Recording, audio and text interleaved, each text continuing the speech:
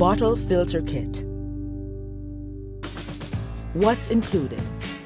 Your kit includes a screw-on filter, flip cap, cleaning plunger, cleaning coupling, and a spare gasket. Important: remember to always wash your hands with soap and water before handling the filter. Assembly instructions. Step 1. Find a standard plastic bottle. The filter can be used on most common soda or water bottles with extended threads. Avoid any bottle that previously stored chemicals. Step 2.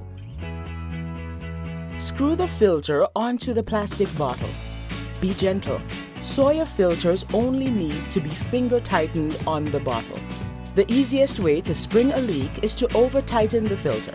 This can damage or warp the white gasket visible on the filter, cause it to fall out, or get lodged inside the opening of the bottle. Filtering water. Locate a clean pitcher or water container. Flip the cap to the open position and squeeze the bottle into the clean container. Cover or seal the clean water container to prevent contamination. Close the flip cap. Backwashing with the cleaning plunger. Step 1. Filter 1 last cup of water. Step 2.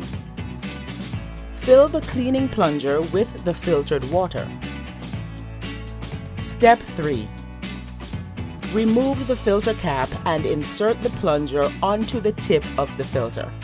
Use the palm of your hand to backwash the filter with force.